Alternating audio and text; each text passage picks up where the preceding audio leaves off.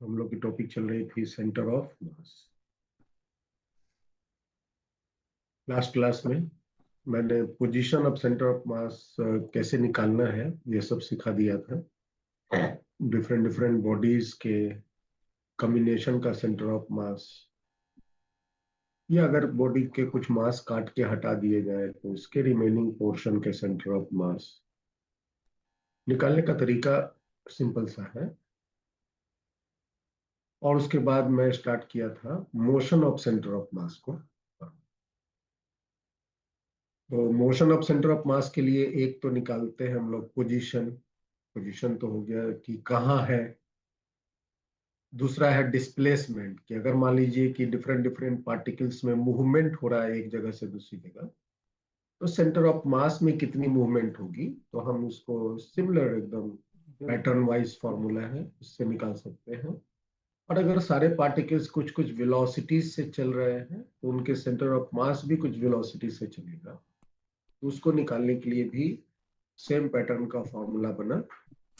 और वेलोसिटी के साथ एक खास चीज और क्या जुड़ गया कि सिस्टम की जो टोटल लीनियर मोमेंटम को अगर हम सिस्टम के टोटल मास से डिवाइड कर देंगे तो हमको सेंटर ऑफ मास की वेलोसिटी निकल जाएगी। और similarly acceleration of centre of मास, भाई सेम यूजिंग सेम पैटर्न का फॉर्मूला इसका भी बना।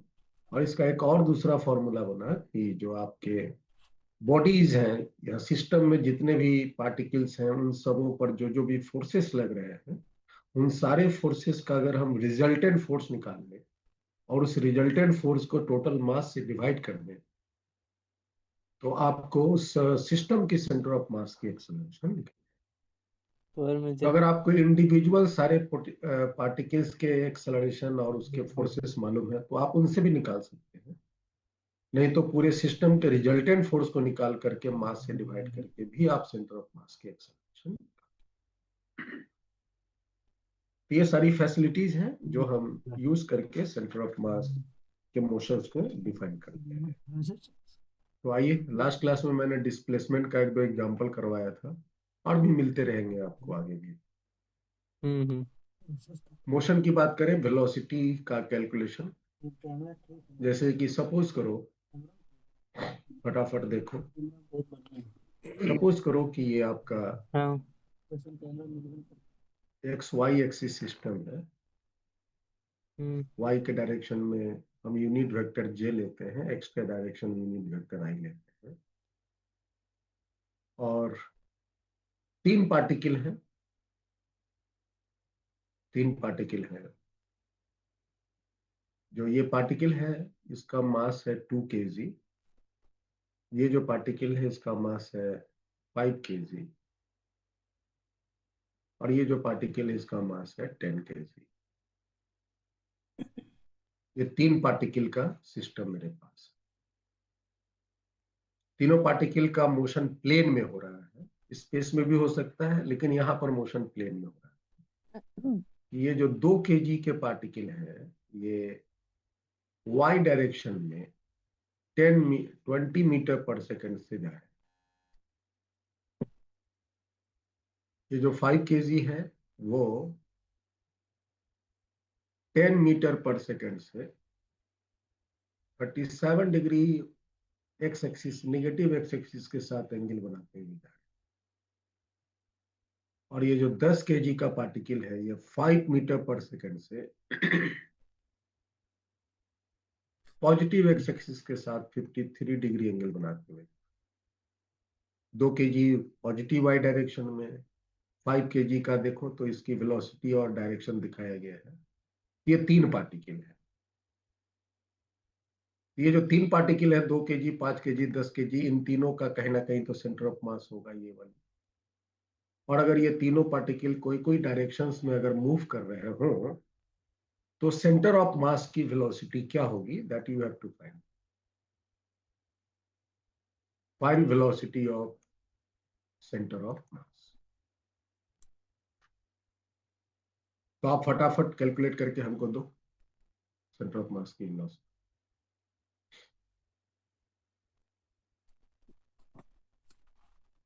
फॉर्मूला फिक्स है, कुछ भी आपको नया नहीं सीखना है, बस फॉर्मूला को कैसे यूज करना है वही जानना है।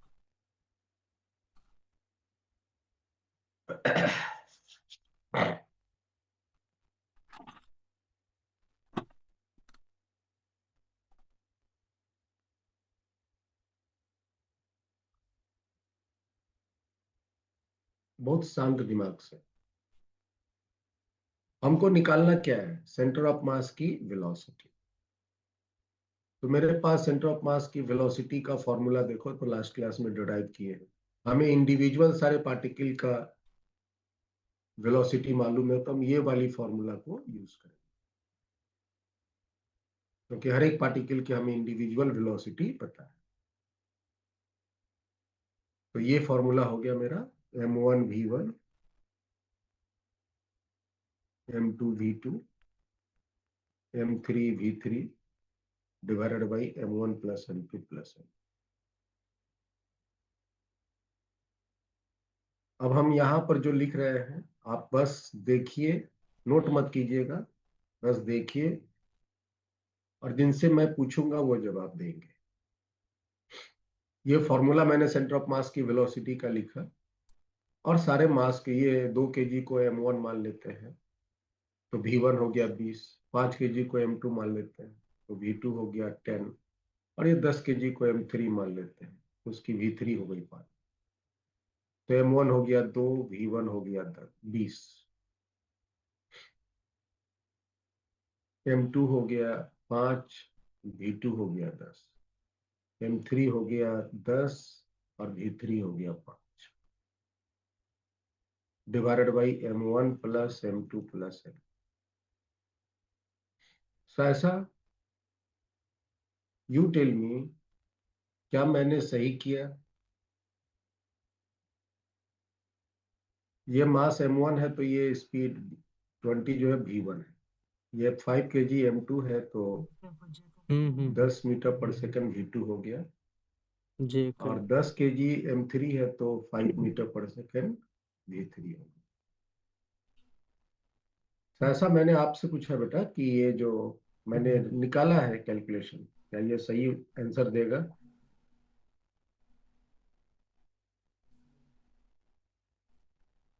ऐसा मेरी आवाज आ रही है?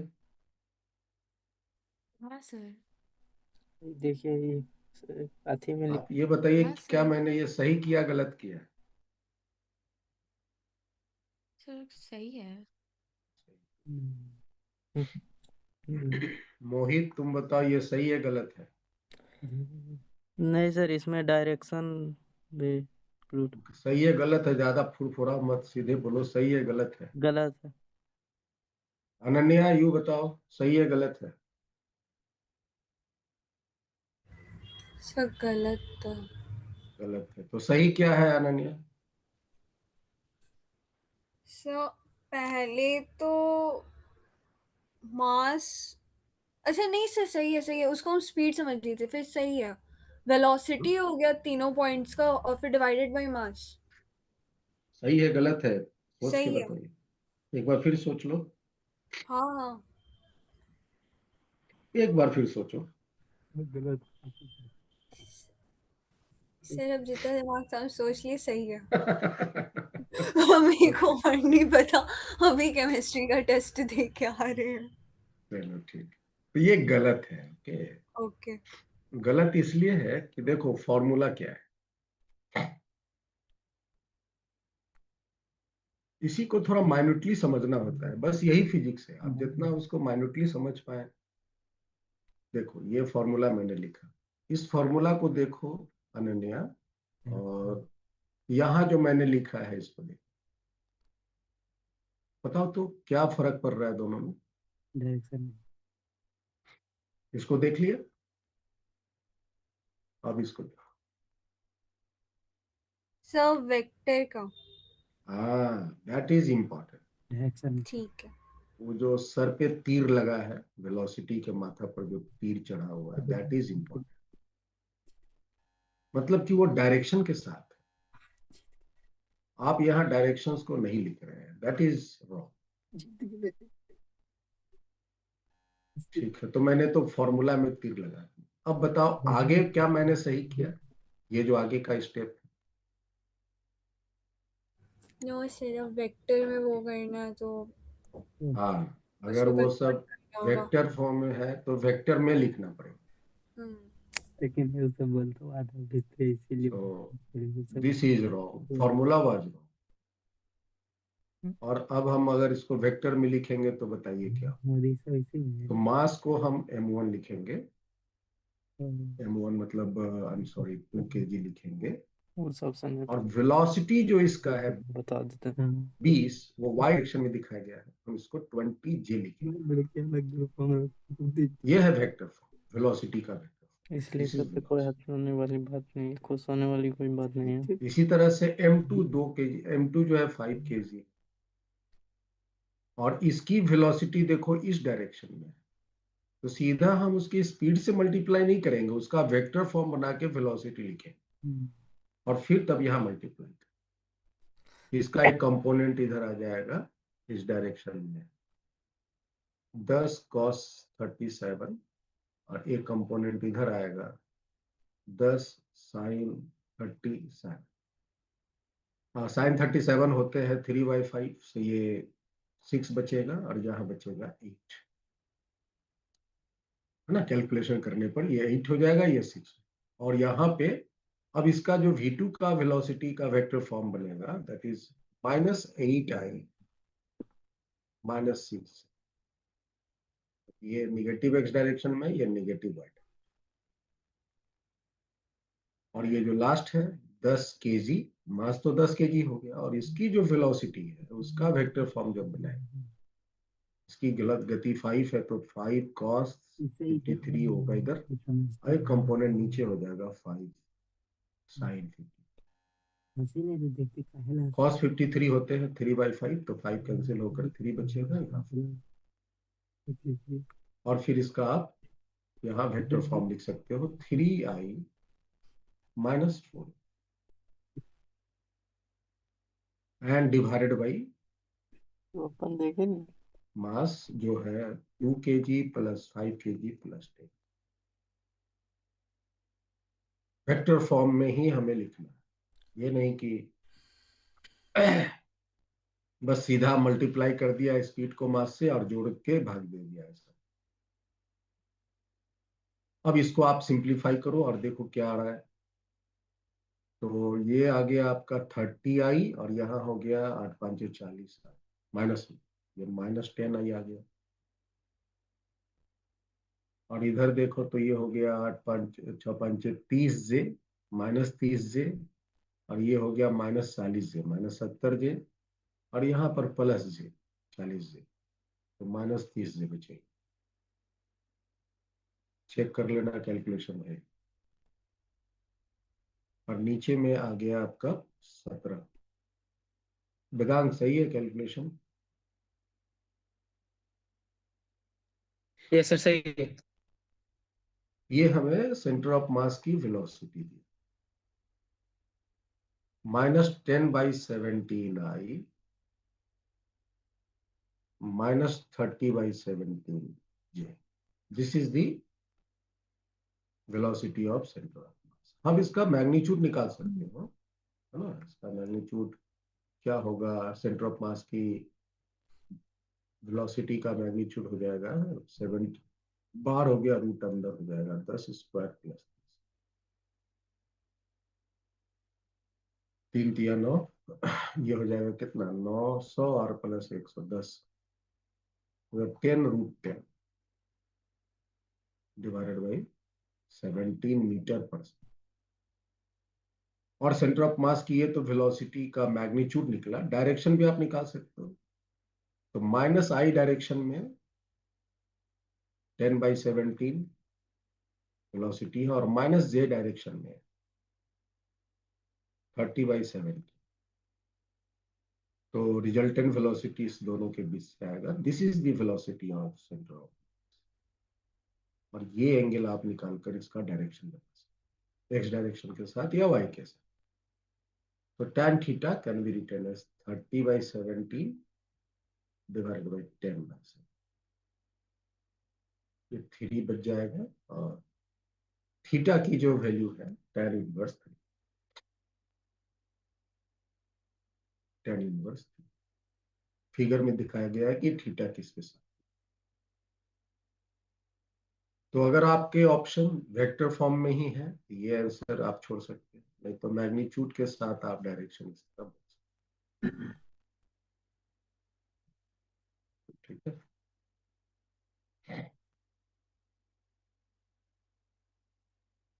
चलिए,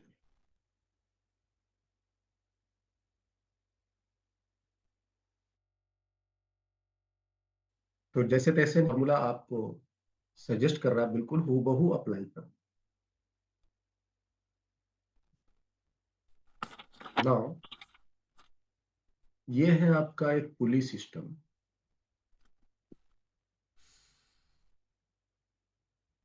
ये पुली सिस्टम है। एक साइड का मास है 2 kg या 3 kg, और इस साइड का मास है 2 kg।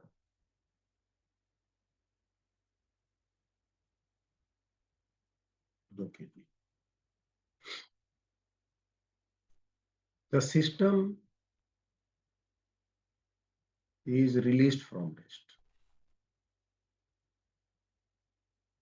सिस्टम को हम रेस्ट से छोड़ते हैं।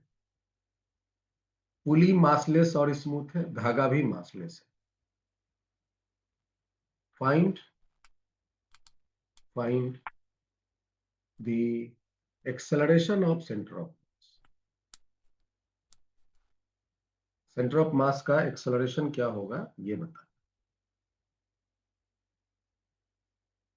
सेंटर ऑफ मास का एक्सेलरेशन क्या होगा ये बता।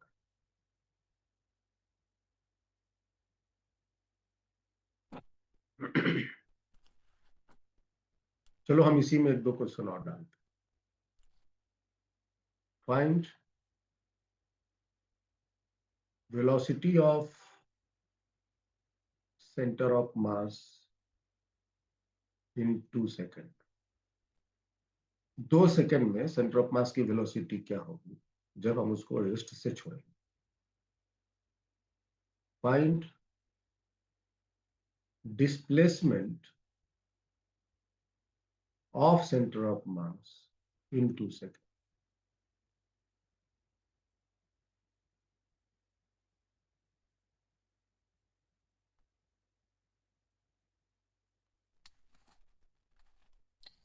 ये जो धागा है काफी लंबा है, आप ये एज्यूम कर सकते हैं 2 सेकेंड तक ये पुली के ऊपर ही चलेगा, पुली से नहीं कांटेक्ट में।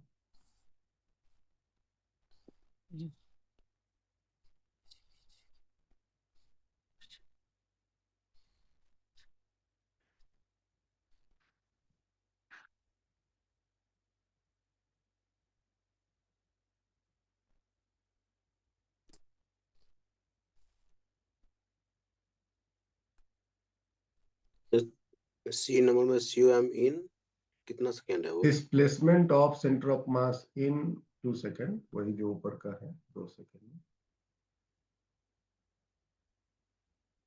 2 सेकेंड में ही वेलोसिटी और डिस्प्लेसमेंट बता।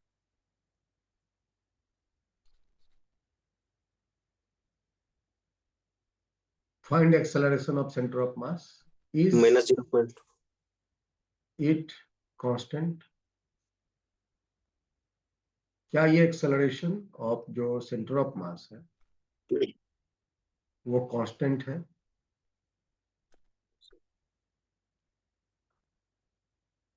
ये भी बता। प्रॉब्लम सॉल्व करने का बहुत ही सिंपल सा प्रोसेस है। Acceleration of centre of mass का फॉर्मूला क्या है? तो acceleration of centre of mass का जो फॉर्मूला है दैट इज m1a1। क्योंकि यहाँ 2 मास है तो 2 ही लेंगे, m2a2 divided by m1 + a2। याद रखिए वेक्टर फॉर्म में एक्सेलरेशन है, माथा पे तीर दिख रहा है, वेक्टर फॉर्म में ही लिखना है। अब हमको m1 मान लो कि ये 3 kg है, m2 मान लो ये 2 kg। तो हमको m1 का एक्सेलरेशन चाहिए, तो जो a1 होगा, हमें m2 का एक्सेलरेशन चाहिए जो a2 कहलाए। तो आपको तो पता है कि अगर हम इस सिस्टम को छोड़ देंगे तो ये 3 kg जो है नीचे का डायरेक्शन में एक्सेलरेट करेगा, और ये जो 2 kg है ये ऊपर के डायरेक्शन में एक्सेलरेट करेगा। यही होगा ना? Yes sir. और इनके एक्सेलरेशन आप निकाल सकते हो। इंडिविजुअल जो पार्टिकल है उनके एक्सेलरेशन के लिए मैंने एक शॉर्टकट फॉर्मूला दिया था, net cooling force by net. Otherwise आप फोर्स बॉडी डायग्राम और उसका इक्वेशन भी लिख करके सॉल्व कर सकते। तो नेट कूलिंग फोर्स में ये हो गया 3g, एक पर लगेगा 3g और एक पर लगेगा 2g, तो -2g, और नीचे में हो गया टोटल मास दैट इज 2+। ये हो गया g/5। g की वैल्यू 10 ले लेना, g की value 10 metre per second square आप ले सकते। तो ये कैलकुलेशन करके कितना आ जाएगा? 2 मीटर पर सेकंड। ठीक है, तो हमें इसकी एक्सेलरेशन हो गई 2 मीटर पर सेकंड। ये जो आपका 3 kg है 2 मीटर पर सेकंड स्क्वायर, इसका भी एक्सेलरेशन वही है 2 मीटर पर सेकंड। ये तो इंडिविजुअल पार्टिकल का एक्सेलरेशन हुआ 2 metre per second. Centre of mass का एक्सेलरेशन क्या? तो उसको निकालने के लिए फॉर्मूला मेरे पास है, और देखो कैसे निकालते हैं। m1 देखो, m1 है 3, जो m1 मास है वो 3 kg है, और एक्सेलरेशन इसका है 2, और डायरेक्शन है -j, नीचे की डायरेक्शन, प्लस m2 है 2 kg, और इसका एक्सेलरेशन तो 2 ही है लेकिन ये प्लस, ये हो गया +2j divided by m1 + m, और इसको आप सिंप्लीफाई करो, ये हो जाएंगे -6j, और यहाँ दाएं साइड में +4j, तो कैलकुलेशन डायरेक्ट हो गया -2j एंड डिवाइडेड बाई 5। ठीक है, -6 + 4 माइनस, और इसका वैल्यू कितना है? 0.4। 0.4 माइनस में यस जी। -0.4 j, मतलब इसका क्या हुआ? 0.4 metre per second square downward, minus है ना? डाउनवर्ड। अब ये एक्सेलरेशन देखो सेंटर ऑफ मास का कैसे हो रहा है, इसी बात को थोड़ा यहाँ पर आप रियलाइज करो, ध्यान से देखो। ये दोनों मास, ये 3 kg ये 2 kg है, इन दोनों का भी हम अगर यहाँ पे सपोज करो कि शुरुआत में ये दोनों के दोनों बगल बगल में है, ये दोनों के दोनों बगल बगल में, एक यहाँ है एक यहाँ है, तो इन दोनों का सेंटर ऑफ मास यहाँ है, ये 3 kg है ये 2 kg है, तो इन दोनों का सेंटर ऑफ मास कहीं यहाँ होगा, इस जगह पर 3 kg के थोड़ा नजदीक में। This is the centre of mass position. छोड़ देंगे तो ये नीचे आएगा, और उतना ही ये ऊपर भी जाएगा। अब जो दोनों का लाइन ज्वाइनिंग आप देखो, इन दोनों का, ये 3 kg ये 2 kg, दोनों का लाइन ज्वाइनिंग, ये 3 kg यहाँ पहुंचा है 2 kg यहाँ पहुंचा है, तो इन दोनों का आप सेंटर ऑफ मास कहीं यहाँ पर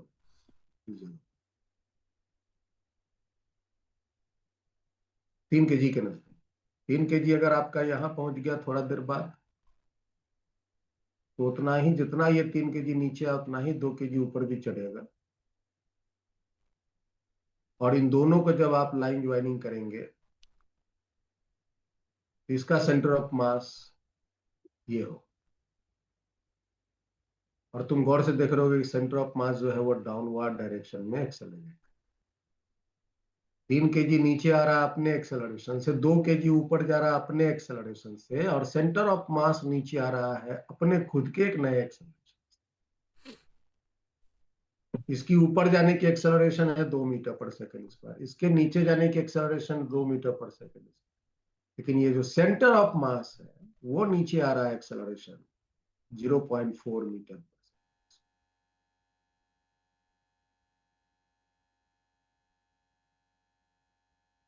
ये सेंटर ऑफ मास था, ये जो पॉइंट मैंने दिखाया, these all are centre.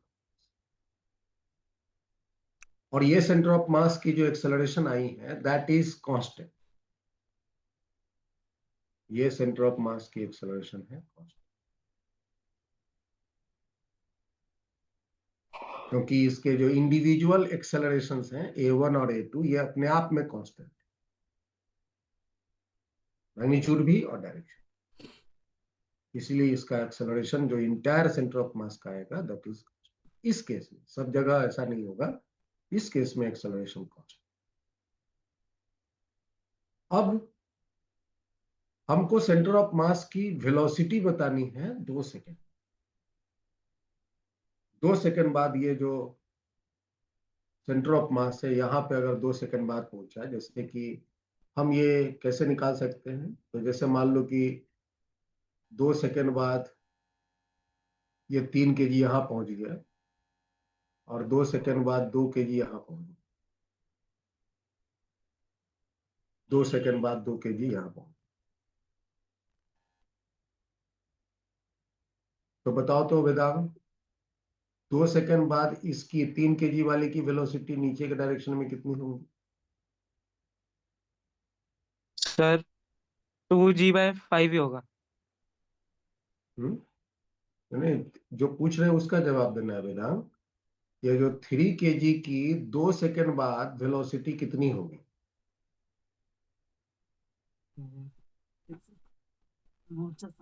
Sir 6 हो जाएगा, 4 हो 6 जाएगा। मीटर पर 4 होगा, हाँ 4 मीटर पर सेकेंड।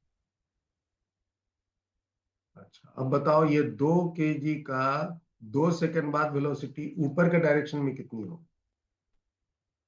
सर 4 ही भी होगा। 4 मीटर, 4 ही मीटर होगा।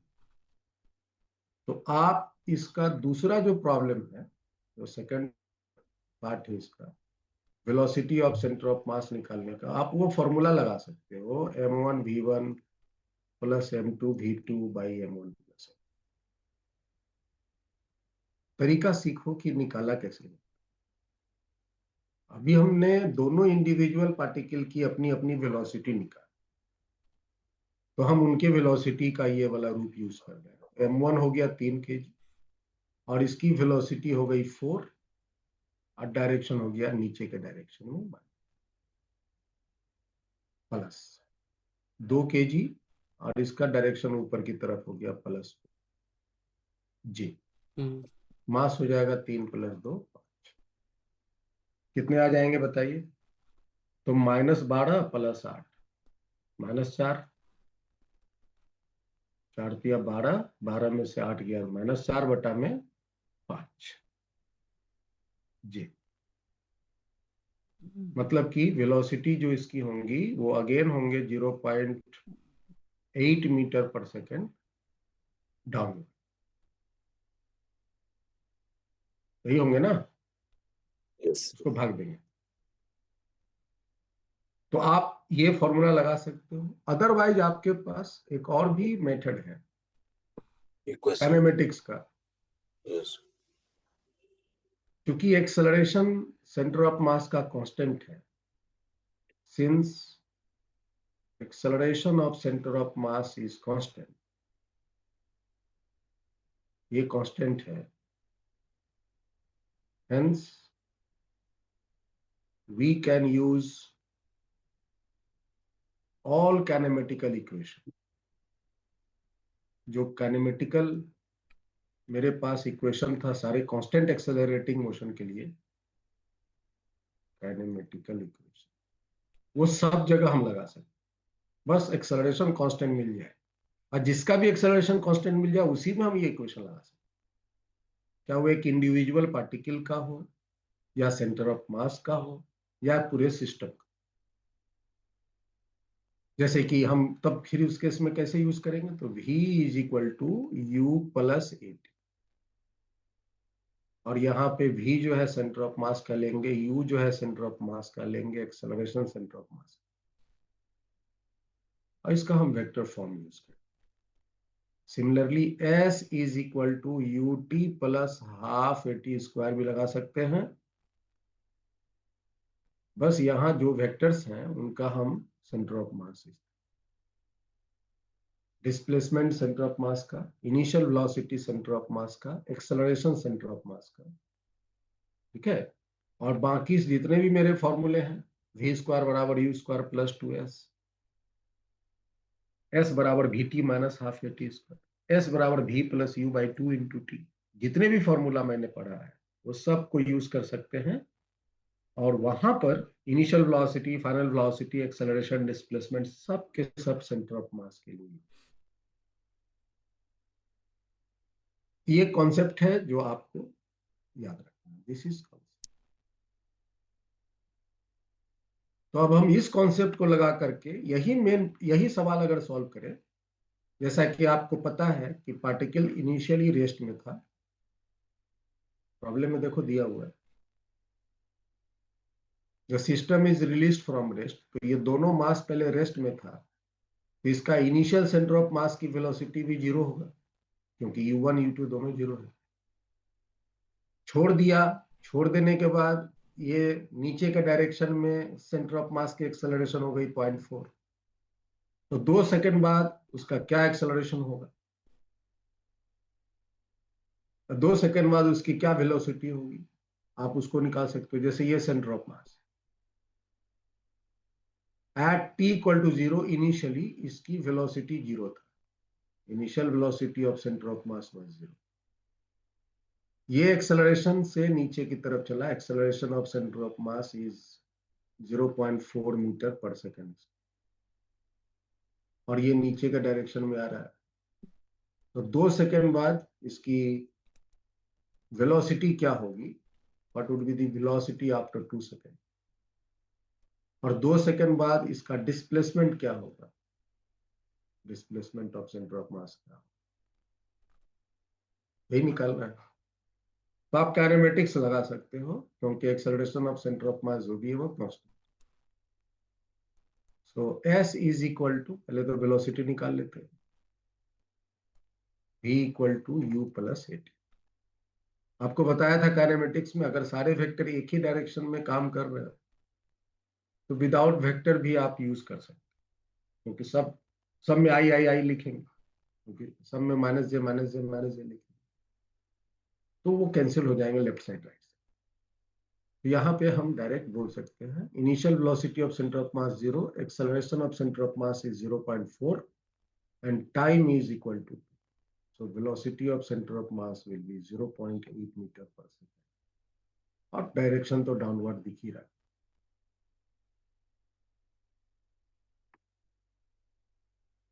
और तीसरा पार्ट इसमें जो डिस्प्लेसमेंट निकालनी थी, आप यहां से भी निकाल सकते हैं, s is equal to u t plus half a T,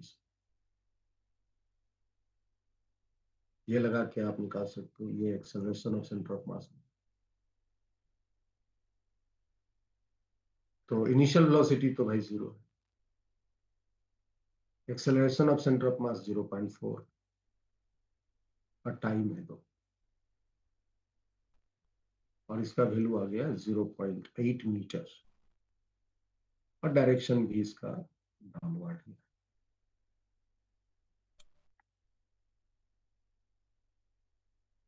ठीक है, ये सब आज हम लोग डिस्कस कर रहे हैं motion of centre of, motions को हम कैसे एनालाइज करें, सेंटर ऑफ मास की मोशन को कैसे एनालाइज करें।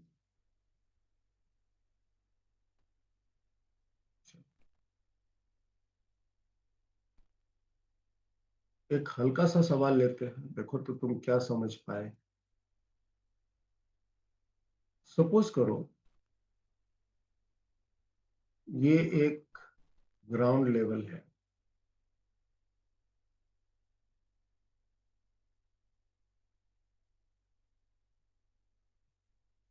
ये 3 मीटर लंबा है, ये 4 मीटर लंबा है और ये 5 मीटर। इस पर एक ब्लॉक है,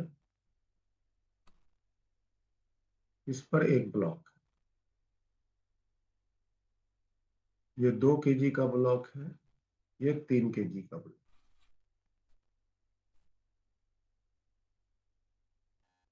बोथ ब्लॉक्स, ये धागा से बंधा हुआ नहीं है, याद रखें, धागा से बंधा हुआ। Blocks are released from wrist.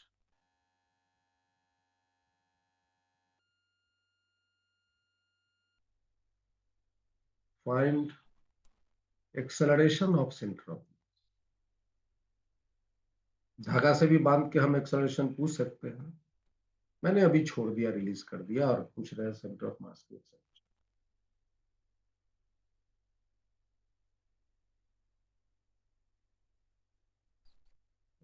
कैसे बताऊं?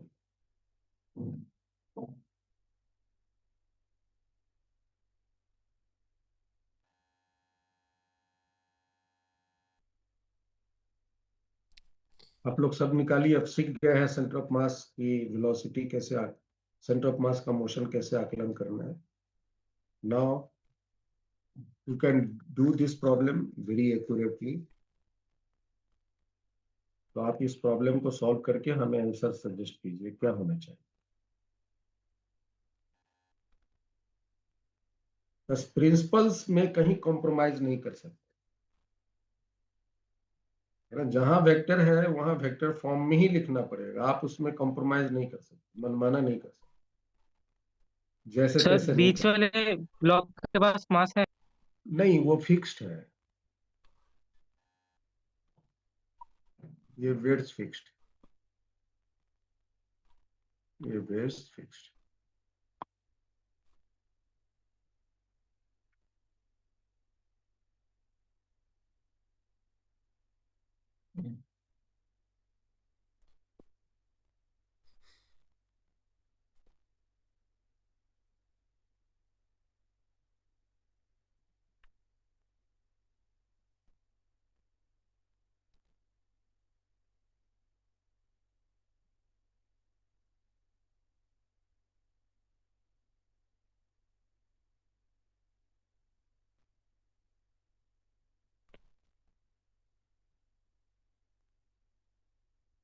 माइनस हो गया, नहीं सर, बस बन रहा है। ऐसा हो गया बेटा। अनन्या, नहीं सर, कर रहे हैं। Sir 1 minute. मोहित, यस। भिड़ जाओ।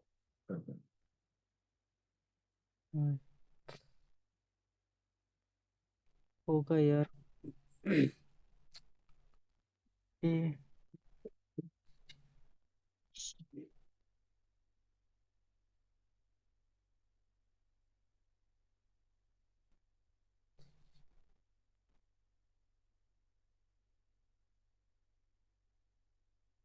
स्थिर से शांत दिमाग से कीजिएगा ना, तो समय भी कम लगता है और एक्यूरेट भी होता है। हड़बड़ा के नहीं कर। सर 0। जीरो आ गया, हाँ। चेक करो कैलकुलेशन थोड़ा फिर से। यस आइनिस, सर अप्रोक्सीमेट 0.3 आ रहा है metre per second square. Fraction में भी बोल सकते हो। सो फ्रैक्शन में फिर बहुत बड़ा वैल्यू आ जा रहा है, ओके, तो हाँ अप्रोक्सीमेट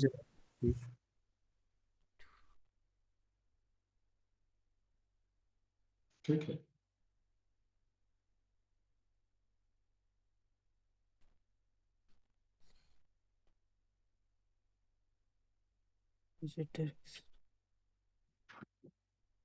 तो 102/5 थे। 102/5 डायरेक्शन डाउनवर्ड से। डाउनवर्ड, एग्जैक्टली डाउनवर्ड है, माइनस जे डायरेक्शन में है। Yes sir. हम्म, एक्चुअली में तो ये तो पता है सबको कि ये जो मास है 2 kg। अच्छा, ये एंगल कितना है मिथिलेश, ये वाली? 53 डिग्री सर। 53। तो ये 37। सर, अच्छा, इसका नीचे गिरने की एक्सेलरेशन तो पता है, इसका नीचे गिरने का 24। जो एक्सेलरेशन होगा, है ना, 24। जी जी साइन 53। मास से गुना किए क्या? हाँ, मास से गुना कर दिए हैं सर। हाँ, हाँ। नहीं, हमको तो एक्सेलरेशन चाहिए ना सिर्फ। यस जी सर। सर, जी सर, हाँ। तो हाँ, ये गलती हो गया सर। एक्सेलरेशन, हाँ ठीक है, कोई बात नहीं। ये एक्सेलरेशन कितना हो जाएगा फिर? हम भी कर दिया सर आर्धे। हाँ, हो जाएगा, 8 हो जाएगा सर। 8 हो जाएगा वो सर। 10 है ना, तो ये 8 हो जाएगा yes sir. Yes sir. Metre per second. और इसका नीचे गिरने का एक्सेलरेशन Yeah. 6 हो जाएगा। a2, ये हो जाएगा कितना? 6। जी साइन 37, 6 हो जाएगा। 36। 6 ही होगा ना? जी सर।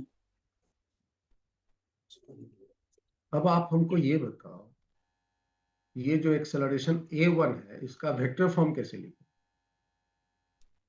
उसका कंपोनेंट होगा। ये जो आपका एक्सेलरेशन है, इसका वेक्टर फॉर्म लिखना होगा ना हमको, तो फॉर्मूला में तो m1 a1 वेक्टर चाहिए। तो इसका एक कंपोनेंट इधर आएगा और इसका एक कंपोनेंट, नीचे आएगा। सही। Yes sir. और इस डायरेक्शन में कितना हो जाएगा? तो ये 37 है, ये 53 है, ये 53 है ना। Yes sir. तो ये एंगल कितना हो गया?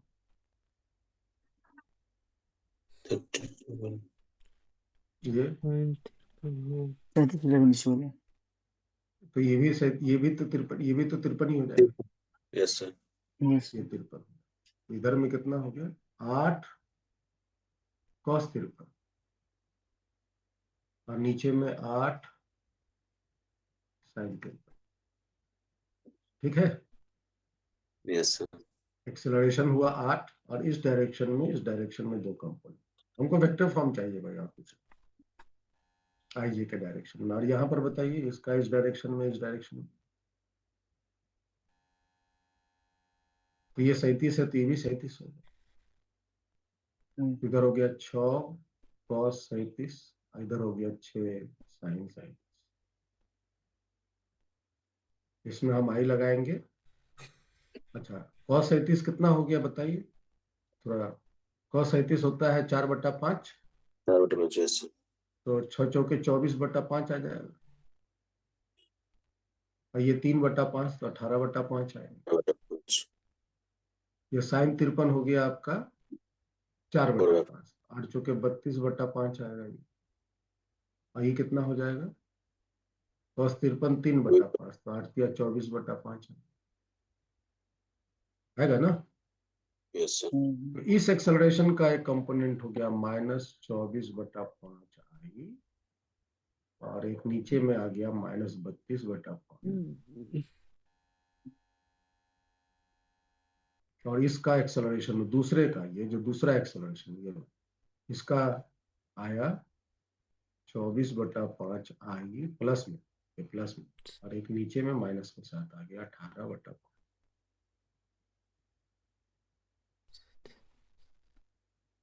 और फिर अब आप आगे प्रोसीड कर सकते हैं। So acceleration of centre of mass formula तो आपके पास है, m1a1 plus m2a2 by m1 plus.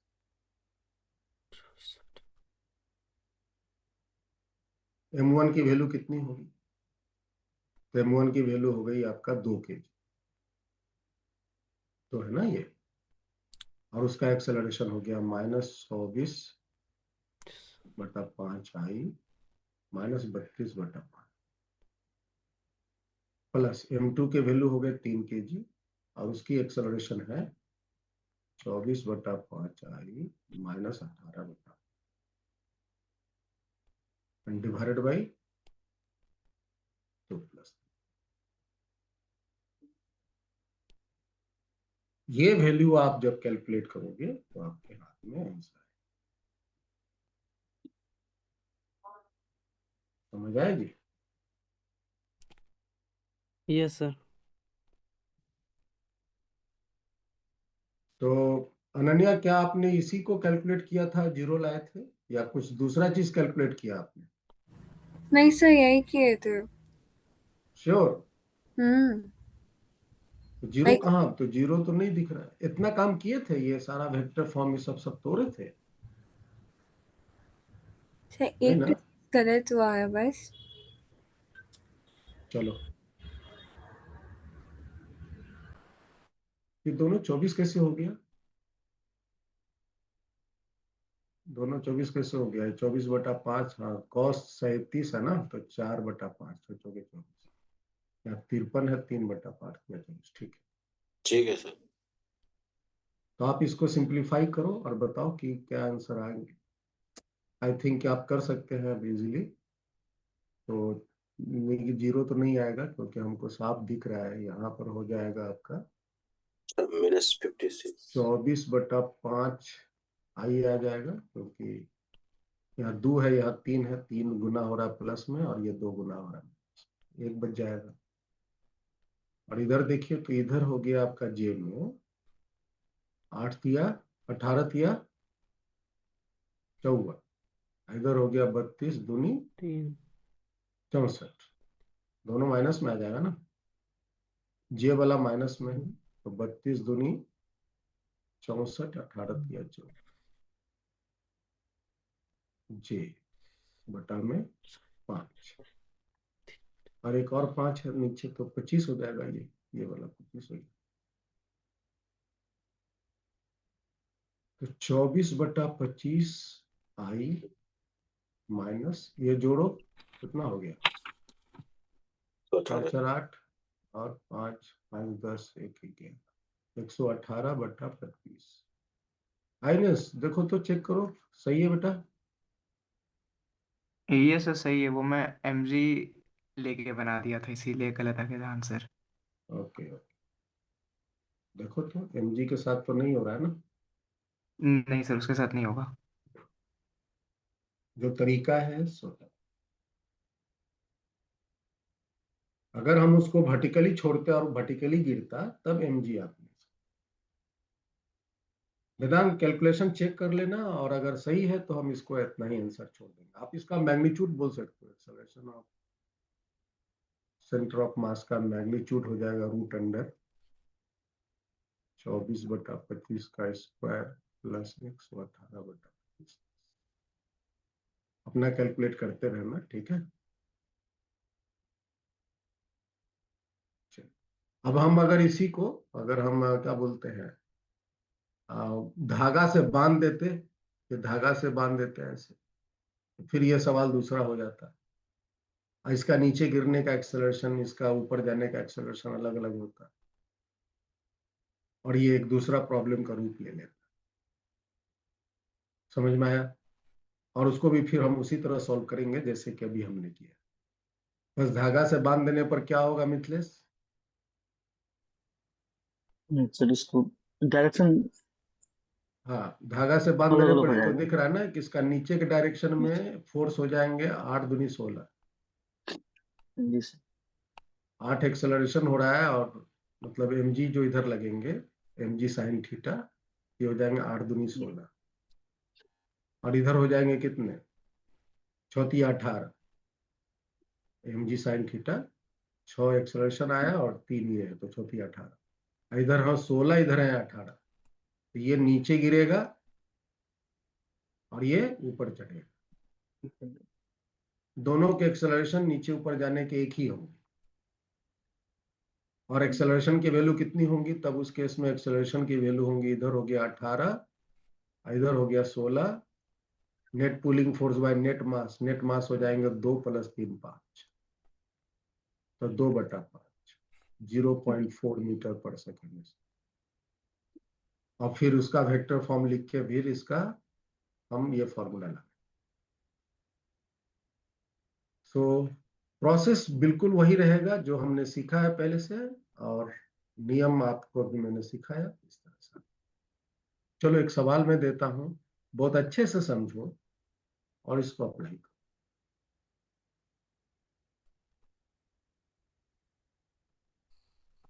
Formula बहुत छोटा छोटा है, लेकिन उसका एप्लीकेशन समझना है। कहता है two particles P and Q, है ना, of masses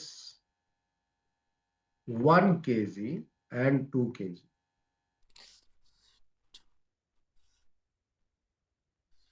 है ना, 2 kg, where 1 kg is on the ground and 2 kg just vertically up at a distance, कितना दे दे डिस्टेंस इसका, at a distance 2 1 3 120 मीटर, चलो 90 metre, at a distance of 90 metre, मतलब 1 kg जमीन पर है और उसी के जस्ट ऊपर में 2 kg 90 मीटर ऊंचा। okay?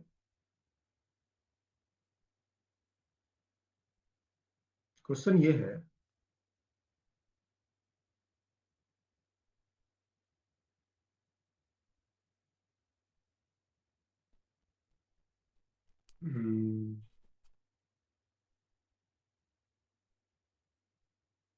both are,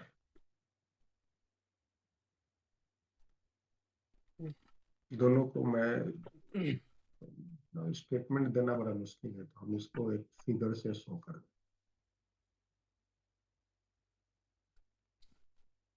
बहुत ज्यादा स्टेटमेंट लिखना पड़ेगा, उससे अच्छा है ये नीचे वाला कितना है, 1 kg है, ऊपर वाला जो है 2 kg, 90 मीटर की दूरी है। इसको मैंने फेंका ऊपर की तरफ, इसको फेंका ऊपर की तरफ, इसकी स्पीड है सपोज करो 200 मीटर पर सेकंड, इसको फेंका नीचे की तरफ, फेंकते हैं स्पीड के साथ, इसको फेंका 50 मीटर पर सेकंड, 5 दूनी 10, 50 मीटर पर सेकंड से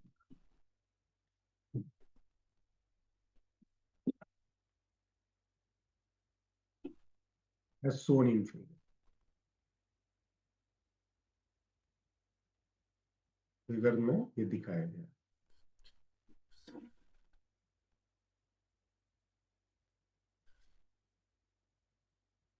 क्या लिखे है, two particle P N Q mass is इतना, 2 kg just vertically up and 90 metre are projected as shown in figure. देखा गया जो कि फिगर में दिखा दिया गया है। They collide in air and stick together.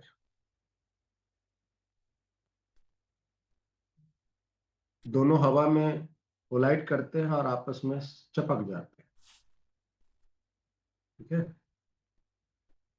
इसके साथ हमको निकालनी है point 1,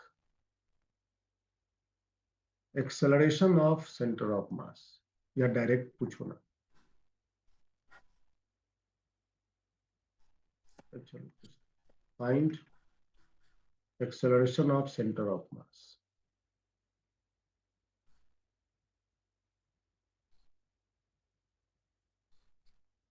initial velocity of centre of mass, initial velocity of center of mass, maximum height, initial position of center of mass, initial position of center of mass from the ground.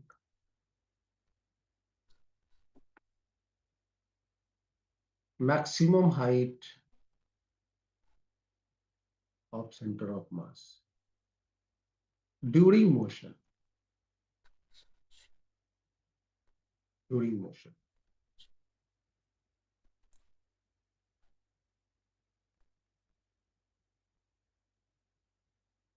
बस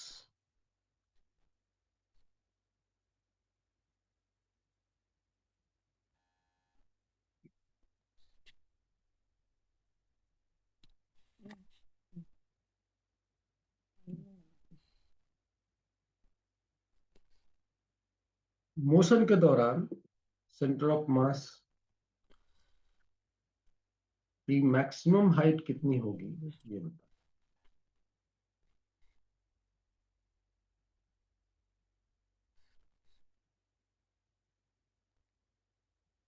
पहला सवाल तो बहुत इजी है।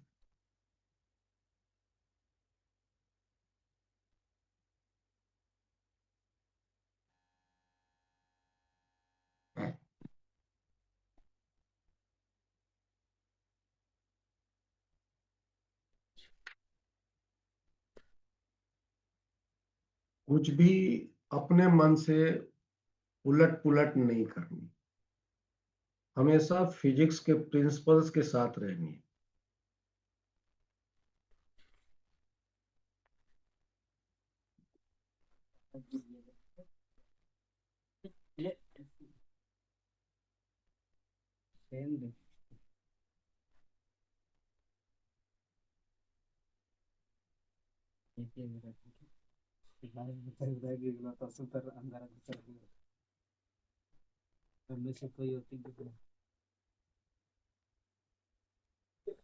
Yes वेदांत, पहला का answer आया आपका सेंटर ऑफ मास का एक्सेलरेशन? सर जी आ रहा है सर, डाउनवर्ड। डाउनवर्ड जी आ रहा है।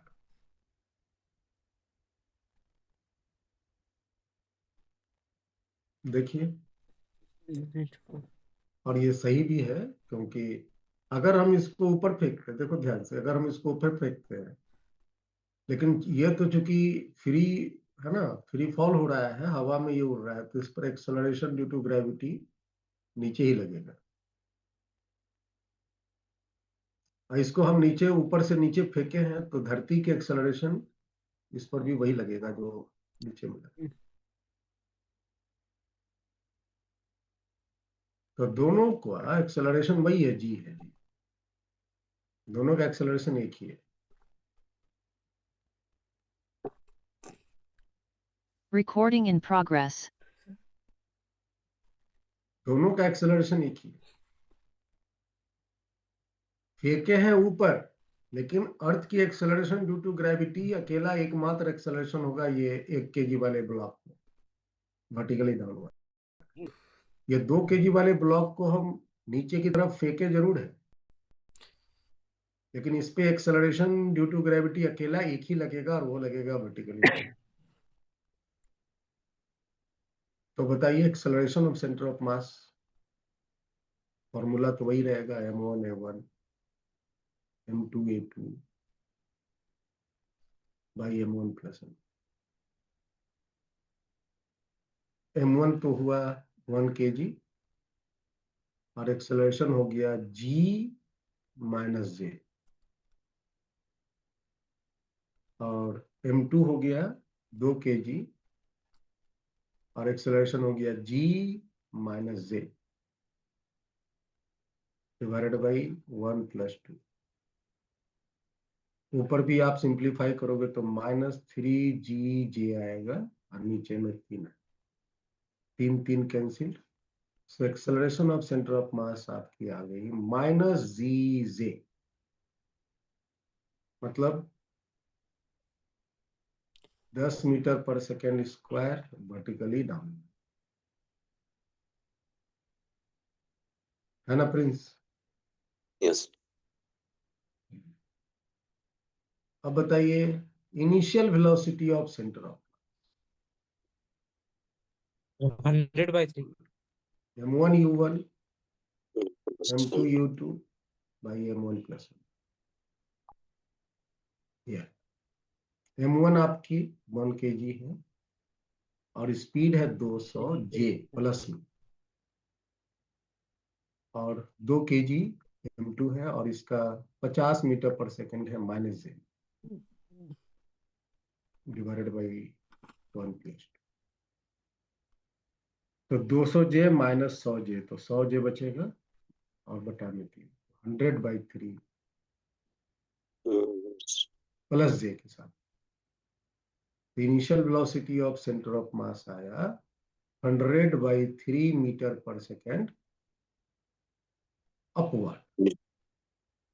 Yes sir upward. Plus J है ना upward. Yes sir yes sir.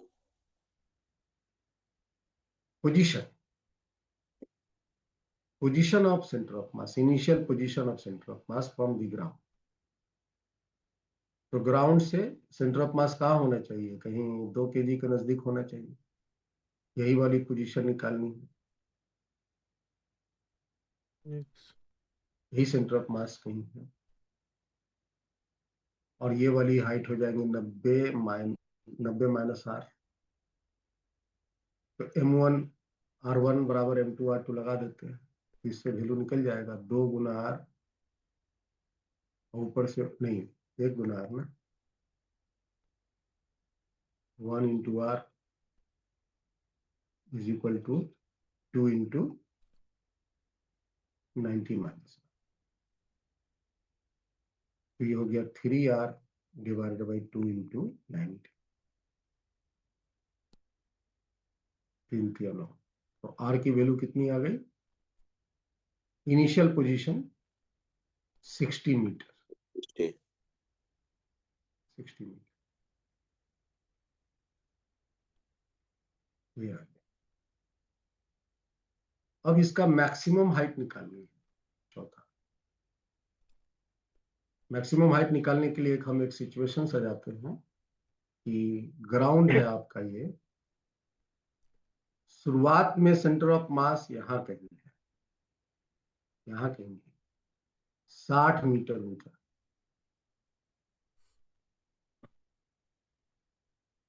ये सेंटर ऑफ मास यहाँ है, और यहाँ पे उसकी इनिशियल वेलोसिटी ऊपर के डायरेक्शन में 100/3 मीटर पर सेकेंड, और इस पर नीचे का डायरेक्शन में एक्सेलरेशन लगा, और वो एक्सेलरेशन है 10। तो ऊपर के डायरेक्शन में क्या एक्सेलरेशन होगा? ऊपर के डायरेक्शन में एक्सेलरेशन हो जाएगा -10 मीटर पर सेकेंड। इसका मतलब इसका रिटार्डेशन हो रहा है। इसका क्या हो रहा है? रिटार्डेशन हो रहा है। और रिटार्डेशन के कारण इसकी स्पीड घटती जाएंगी, और कहीं ना कहीं ये जाकर के सेंटर ऑफ मास रुक जाएगा। So final velocity of centre of mass will be 0। और ये कितनी हाइट यहां से चलेगा सेंटर ऑफ मास, ये हाइट आप निकाल सकते हो। v² u² 2as लगा सकते हो सेंटर ऑफ मास के इक्वेशन में। Final velocity 0, initial velocity 100/3, acceleration of centre of mass is -10, और h सेंटर ऑफ मास पे।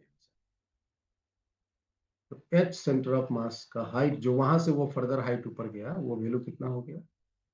100 गुना 100 बटा में 3 गुना 3, और फिर 2 गुना 10 नीचे आ, जो h के साथ कैलकुलेट करो, बताओ।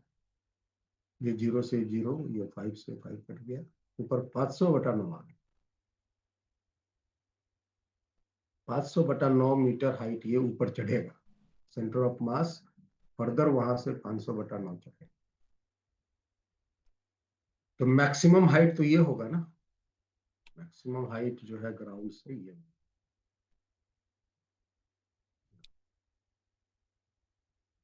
तो मैक्सिमम हाइट आप यहां से बता सकते हैं।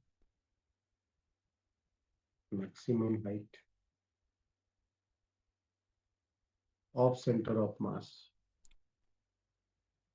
During motion 60 plus 500/9। 60 तो पहले ही हाइट पर था और यहां से फर्दर वो इतना हाइट और ऊपर गया, तो कितना हो जाएगा? 500/9 कितना होता है?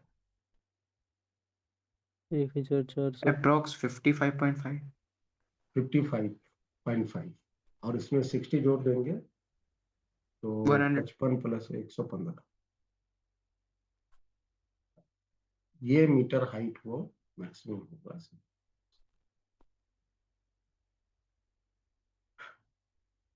ठीक है जी। 12 13 14।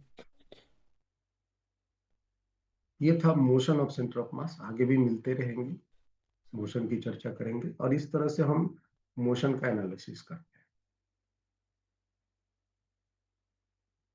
Now let me start linear momentum conservation.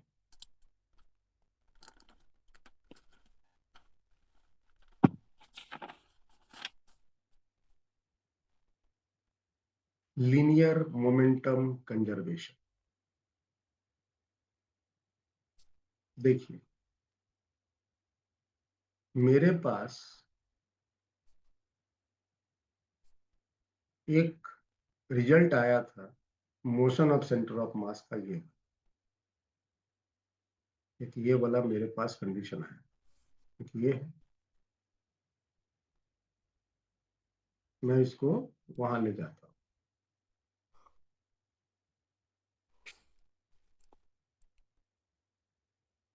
ठीक है।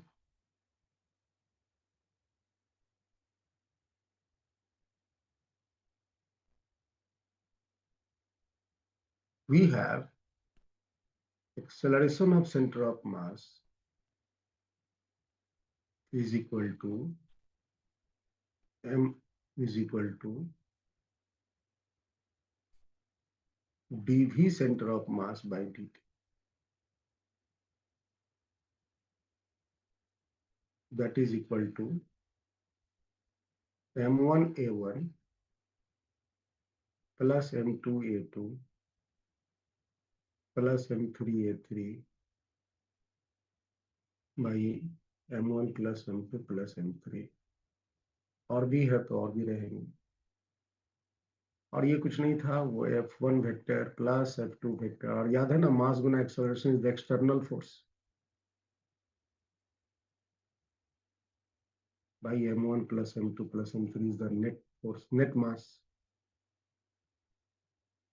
तो ये ऊपर में जो आया that is the net external on this system, और नीचे में आ गया net mass of this system. और एक मेरे पास velocity of centre of mass का भी रिजल्ट था, m1 v1 m2 v2 dash dash by m1 plus m2 dash dash. और ये था p1 vector plus p2 vector linear momentum by net mass. और ये था total linear momentum of the system divided by total mass of the system. ये मेरे पास result already है।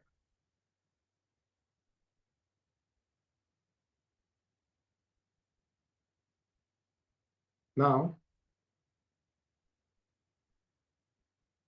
if net external force acting on the system is 0,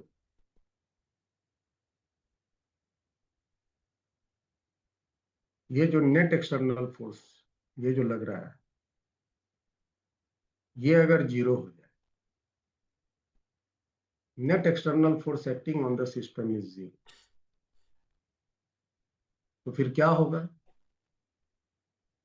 acceleration of centre of mass 0 है। ये जो acceleration of centre of मास अगर ये 0 हो जाएगा तो 0 बटा net mass of the system 0 हो जाएगा। Acceleration of centre of mass 0 हो जाएगा, और एक्सेलरेशन ऑफ सेंटर ऑफ मास अगर 0 हो जाएगा तो बताओ velocity of centre of mass का क्या हो? Velocity of centre of mass constant होंगे, क्योंकि कांस्टेंट का डिफरेंशिएशन 0 होता है। Yes sir. अगर ये कांस्टेंट हो जाए तो उसका डिफरेंशिएशन 0 हो जाएगा, या अगर एक्सेलरेशन 0 है तो velocity of centre of mass constant रहेगा। और अगर वेलोसिटी ऑफ सेंटर ऑफ मास ये अगर कांस्टेंट है, ये अगर कांस्टेंट है और सिस्टम का टोटल मास कांस्टेंट रहता है, तो लीनियर मोमेंटम जो होगा that of the system will be constant. Therefore,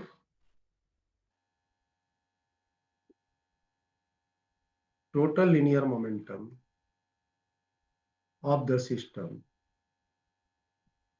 that will also be constant.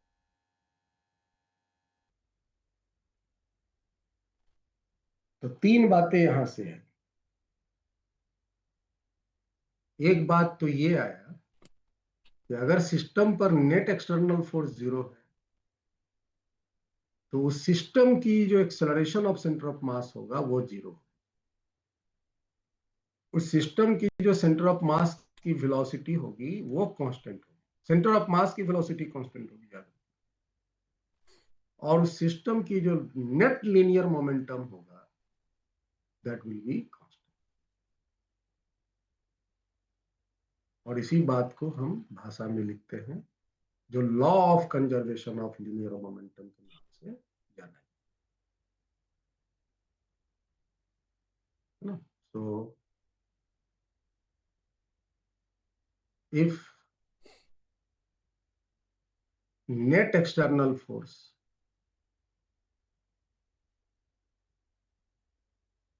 acting on the system is 0,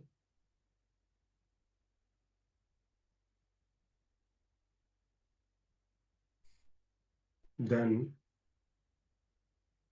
velocity of center of mass will remain constant.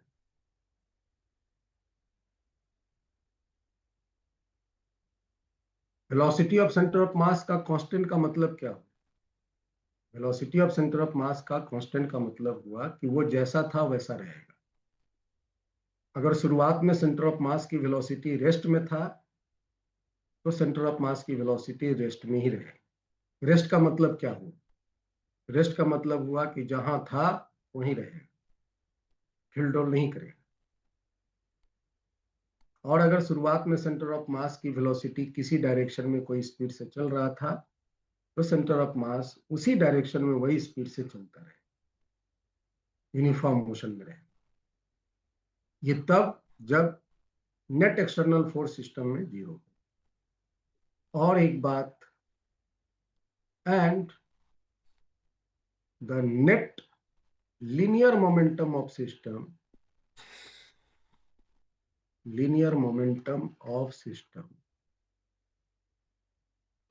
will be conserved, संरक्षित रहेगा। Linear momentum जो था वो संरक्षित रहेगा, that will not change, that will not change। इस बात को अगर हम थोड़ा मैथमेटिकली एक्सप्रेस करें, अगर सिस्टम पर नेट एक्सटर्नल फोर्स 0 हो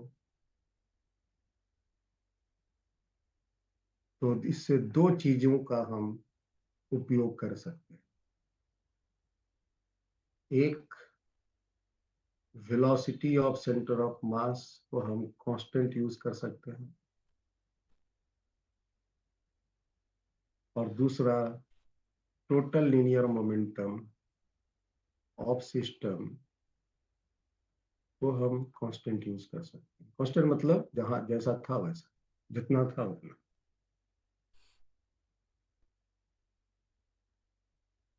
यहां कह सकते हैं कि the velocity of center of mass, the center of mass will remain as it was,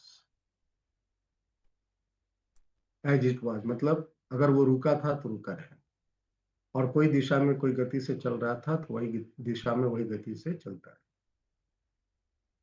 और इसको कह सकते हैं total linear momentum of the system initial,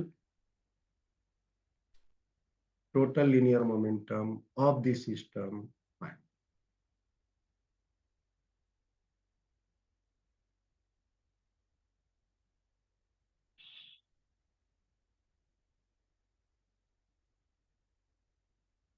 ये मेरे पास एक बहुत ही बहुमूल्य सूत्र हाथ आया, इसको हम अब प्रिंसिपल के तौर पर यूज करें। लेकिन आपको ये अब जांचना जरूरी है कि एक्सटर्नल फोर्स का जीरो का आकलन कैसे हो। How you will decide whether the external force is zero और अगर ये पता रहेगा तभी आप ये प्रिंसिपल को यूज कर सकते हैं।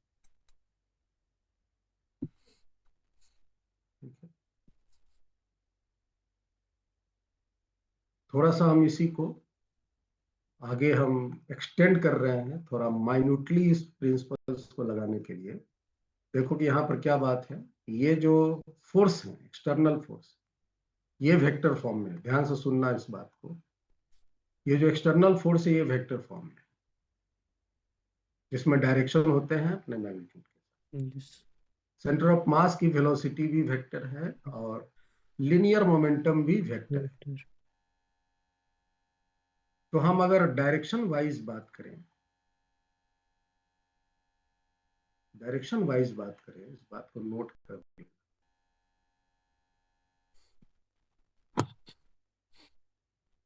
कि मान लो कि किसी सिस्टम में फोर्स लग रहे हैं और वो फोर्स एक्स डायरेक्शन में लग रहे हैं, वाई डायरेक्शन में नहीं लग रहे हैं। तो अगर एक्स डायरेक्शन में फोर्स लग रहे हैं तो एक्स डायरेक्शन की सेंटर ऑफ मास की वेलोसिटी चेंज हो जाएगी और एक्स डायरेक्शन की लीनियर मोमेंटम सिस्टम की चेंज हो जाएगी। और अगर वाई डायरेक्शन में फोर्स नहीं लग रहे हैं तो वाई डायरेक्शन की सेंटर ऑफ मास की वेलोसिटी कांस्टेंट रहेगी, कांस्टेंट। वाई डायरेक्शन की लीनियर मोमेंटम सिस्टम की कांस्टेंट रहेगी। यस।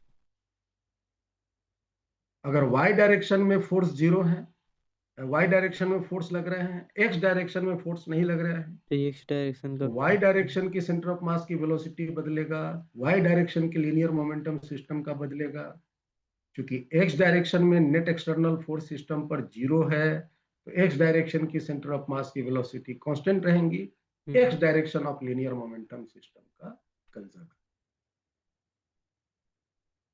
जिस डायरेक्शन में एक्सटर्नल फोर्स लगेगा उस डायरेक्शन की सेंटर ऑफ मास की वेलोसिटी और लीनियर मोमेंटम बदलेगा, और जिस डायरेक्शन में फोर्स नहीं लगेगा उस डायरेक्शन में कांस्टेंट रहेगा। दोनों डायरेक्शन में, अगर दो डायरेक्शन में, दोनों डायरेक्शन में फोर्स लग रहे हैं तो दोनों डायरेक्शन में चेंज होंगे, नहीं लग रहे हैं तो हर एक डायरेक्शन में कांस्टेंट। तो आप डायरेक्शन वाइज भी इस चीज को यूज कर सकते हैं। इसी बात को नोट कर रहे हैं कि if net external force x direction में जीरो है लेकिन net external force y direction में जीरो नहीं है, तो आप क्या कह सकते हो? आप कह सकते हो कि सेंटर ऑफ मास की वेलोसिटी एक्स डायरेक्शन में कांस्टेंट रहेगा और सेंटर ऑफ मास की वेलोसिटी वाई डायरेक्शन में चेंज करेगा। लीनियर मोमेंटम सिस्टम का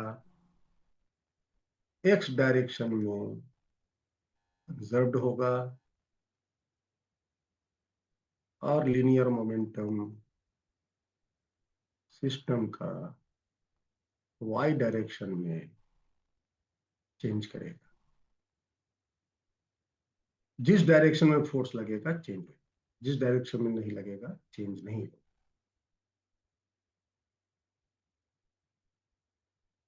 सेंटर ऑफ मास की वेलोसिटी या लीनियर मोमेंटम सिस्टम का बदलने की ताकत कौन रखता है? तो बदलने की ताकत सिर्फ यही एक्सटर्नल फोर्स लगता है, जैसा कि आप देख ही रहे हैं। Internal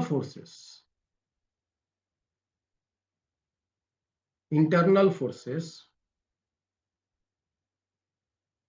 do not change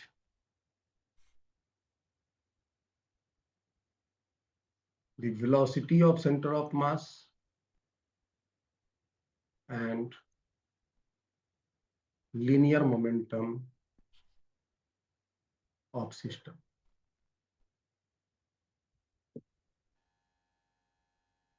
linear momentum system का velocity of centre of mass का कोई भी असर इंटरनल फोर्स के कारण नहीं। However, आगे आप प्रॉब्लम में चेक करेंगे तो आपको पता चलेगा। However, इंटरनल जो फोर्सेस हैं may change the kinetic energy of system.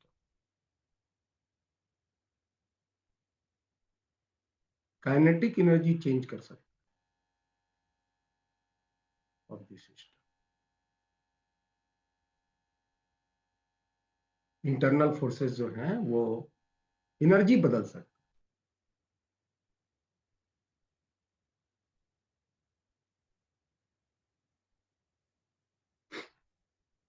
परंतु सेंटर ऑफ मास की वेलोसिटी और ये लीनियर मोमेंटम सिस्टम का चेंज करने की क्षमता इंटरनल फोर्स में नहीं है।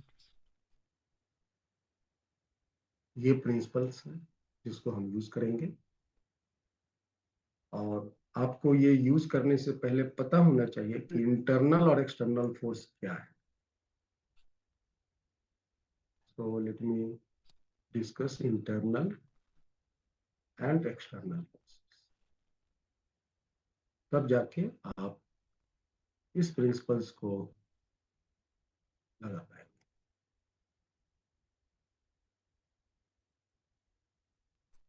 ठीक है जी।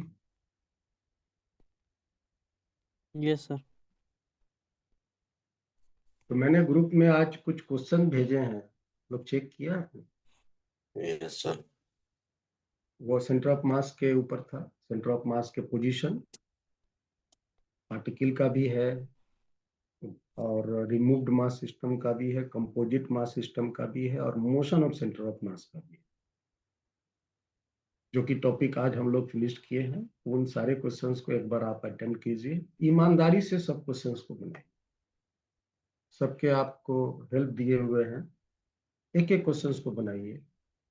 जितने भी आपने चीज सीखा है वो सब के सब रिवाइज होता जाएगा और दिमाग में परफेक्टली बैठ जाएगा।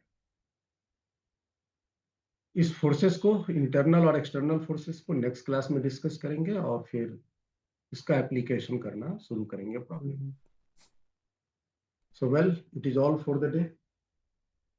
We will be continuing next class.